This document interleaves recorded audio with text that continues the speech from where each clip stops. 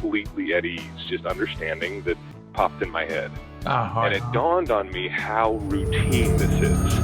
উড়োজাহাজের cabin, যেখানে যাত্রীরা নিরাপত্তা ও স্বস্তির আশায় চোখ বন্ধ করেন, কিন্তু সেই আকাশেই ঘুমের ভান করে এক নারীর বিশ্বাস ভাঙার অভিযোগ উঠেছে এক ভারতীয় যাত্রীর বিরুদ্ধে। যুক্তরাষ্ট্রের একটি অভ্যন্তরীণ ফ্লাইটে এই অভিযোগে আদালতে দোষী সাব্যস্ত হয়েছেন 38 বছর বয়সী বরুণ অরোরা।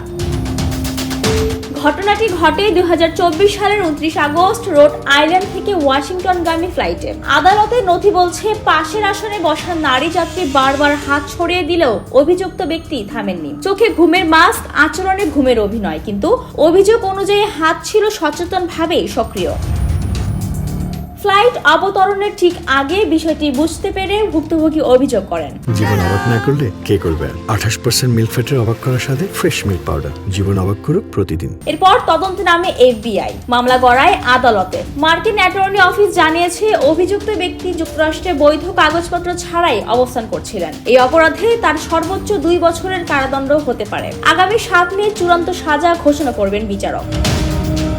এর আগেও এমন ঘটনায় গত বছরের নভেম্বরে যুক্তরাজ্যে 34 বছর বয়সী এক ভারতীয় নাগরিককে 21 মাসের কারাদণ্ড দেওয়া হয়। ঘটনাটি 2024 সালের 14 ডিসেম্বর মুম্বাই থেকে লন্ডনগামী ফ্লাইটে ঘটে।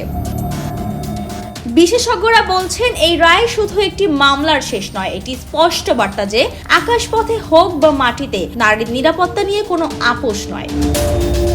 ডেস্ক রিপোর্ট, জয় জয় দিন।